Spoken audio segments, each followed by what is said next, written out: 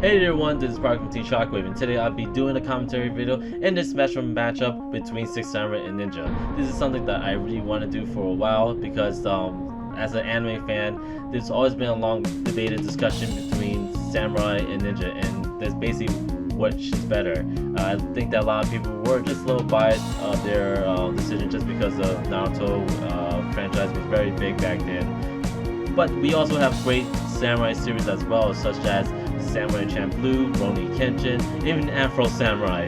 But going back to the actual game, we see James open up with the most ideal hand when it comes to playing Six Samurai, and that is Kageki into Kakemusha, Synchro Summon into Yoshien, and just set down a couple of back rows for that extra protection. And this was the most annoying thing when facing Six Samurai back when they were dominating the format. But now we're at this point in this game where we can actually use monsters effects to get around the Six Samurai's effect to not able to be destroyed, which was made very convenient and which makes Six Samurai's less playable as of now, especially when they don't even have Gateway of the Six Samurai accessible. Now, for ninjas, I forgot to mention this, but this has been played by one of the other members of the team, Jeff. You guys know him from some of his deck profiles that he did before, but Ninjas was always one of the decks he loves to play just because that ever since I met him, he literally loves to play the deck, especially when he mixed in Heretics into it. Going back to the game, we see that James did not open up ideally, so he does only have one beast stick, and that is Zanji. Zanji's effect is basically if it just attacks the monster and somehow that monster is still alive, that monster is still destroyed at the end of the damage step.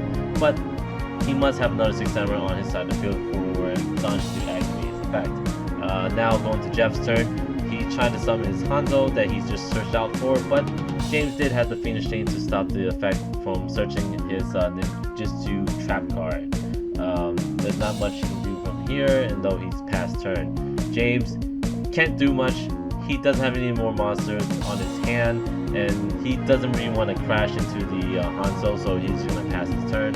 With Jeff, he's going to try to attempt to special summon more monsters thanks to his Golden Ninja, but James did have Compulsory in his back row to bring that Golden Ninja back to his hand. But now, James again skipped his turn because he didn't have much to do, and now leading Jeff to tribute summon his Hanzo into the Light Pulsar Dragon. For those of you that's not familiar with the Ninja deck, Ninjas can play dragon monsters just by playing the trap card Super Transformation Jutsu. This is why he's playing Light Pulsar, and as you can see in his hand, he does play the Red Eyes Darkness Metal Dragon, which ideal if you actually bring these two monsters out, because they kind of like bring each other out if there was one that was got ridden from the field. So Jeff is trying to play his Call of the Haunted, and he did have the MST to protect from being stopped with the Vanish's Emptiness. This way, he's going to special summon his Hanzo, and now he's going to tribute it for the Shogun he just searched out for. Shogun's effect is basically target 2 ninja monster from your graveyard, then special summon those 2 monsters on the field, and then you can switch this monster into defense mode. So this way it missed timing when you special summon these 2 monsters, so cards like Bottomless Trap Hole cannot not be activated, because the last thing that happened is the Shogun switching to defense mode. And as you can see, Safe Zone is connected to the Shogun just because it gives a lot more extra protection from being destroyed. And Shogun is a low 8 monster, 2000 attack, 28 defense, and that's a pretty good big monster right there to get over. Especially it's the one that's bringing out more monster for you to play your XC summons. If he had the Great White Ninja out, he's able to protect the safe zone, which makes it indestructible at almost at all points. I think you have to go out of the norm to try to get rid of the Great Shogun if you really need to. So James is gonna go into his level 5 play, and I'm curious if he's gonna go into. Yep. All right. So he definitely is going for Shien. Looks like he has a plan to try to get rid of either the Great Shogun or the Light Pulsar. So James has the double-edged sword face down this whole time. Special summon his Zanji and his Kagemusha, so he does have a 6-play coming. And what is this? Alright, so he is definitely bringing Goyo Guardian. Is more or less the ideal choice nowadays.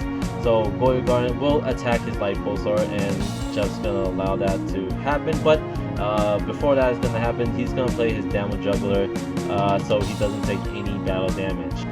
It's obvious that Jeff is trying to search out one of his Performer pals, or Mage in this case, and that is Hat Tricker. So he is definitely going to a rank 4 play.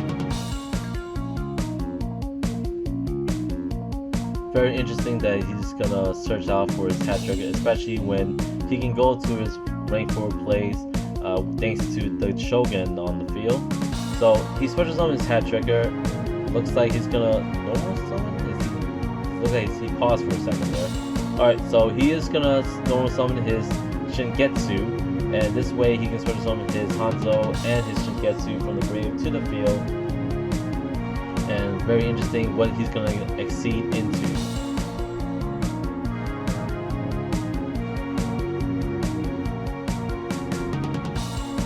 So first he's gonna search out for his 3rd copy of Shingetsu to his hand. And now he's using Hanzo to overlay his Hat Tricker, so he can bring out his, let's see, looks like he just had 101, yeah, 101 to the field. So he's gonna use his effect to take over the Shien as the material. The reason why Jeff let those Shingetsu on the field because they have the effect where your opponents cannot target any ninjas through effect or by attack. So when you have 2 on the field, you basically have this marauding lock going down. So basically, James can't do anything. He can't attack, he can't use their effects on them. But looks like he is playing Soul Charge, so it's interesting to see what he can bring out. He's bringing out 3 monsters here, and oh, he definitely is going for Trishula. That's a very big play on James' part right there. I can't believe he's actually pulling out Trishula, taking away his 3rd copy of Shingetsu, the Safe Zone, and the Light Pulsar from the graveyard. So that's a pretty big hit in Jeff's case, but he does have the Shingetsu on the field for protection through attack and through card effect. But yet, thanks to Soul Charge, James can't really attack at all. So now with Jeff's turn, he's gonna normal summon his Hanzo and grab his copy of the Super Transformation Jutsu, sending it down, and let's see if he's gonna, nope, he's gonna actually lead those Shingetsu onto the field, and then from there, it's James' turn. So very interesting what he can do from here. He does have 2 very big monsters. We already know that the face down is the Super Transformation Jutsu, but I'm curious what the other thing, oh, so is the Mirror Force. But he is chaining it with his Super Transformation Jutsu, so it looks like he's planning to take over one of his single monsters, but it seems like James did have the MST to stop that from happening. Now James is gonna special summon his Elder and normal summon his Inishi. This way Inishi can bounce any of his monster back to his hand once returned in any player's turn, but James did forget that the Shingetsu is already on the field, so they cannot be targeted with Inishi's effect. Thanks to the Shogun making a 2nd appearance, he's able to special summon 2 of the Hanzo from the grave, and this way, basically James just scooped. Now we're in game 3, and Jeff is going on first, sending down 1 monster and a back row, and now James' turn, playing his Smoke Signal, adding the, let's see what he is going to get, Elder.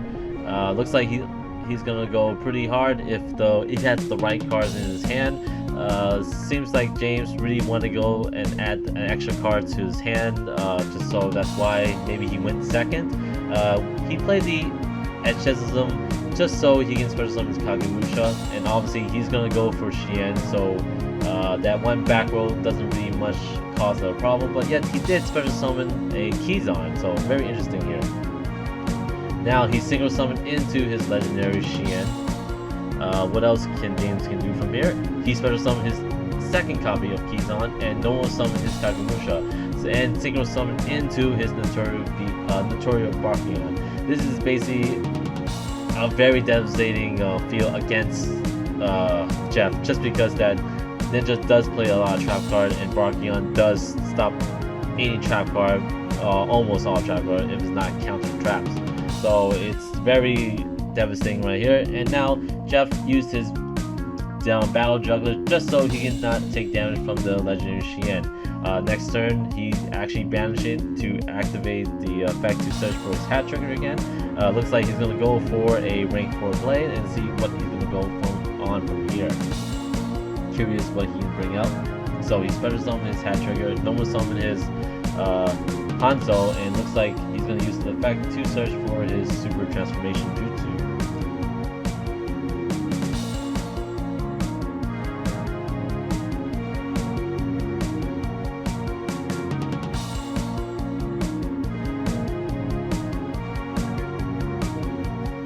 Pretty interesting move, bringing out the Dark Rebellion, decreasing one monster attack so you can increase yours and try to get over the others, and making the other monster that is still alive not much of a viable threat.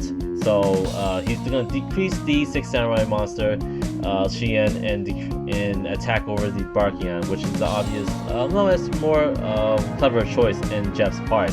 So unfortunately, James just top decked his Infusion, bringing out his Nolan so he can go for a rank 4 blade, and he can go either for 101 or stealth to get rid of that Dark Rebellion. And that's pretty much game and sealing the deal for 6 Samurai winning this matchup between a long-awaited debate. So this is pretty much it for the video. If you guys like what you see, if you want to see the deck profile of the ninja, we'll have that ready for you guys. Just let us know. This is Park from Team Shockwave, signing out.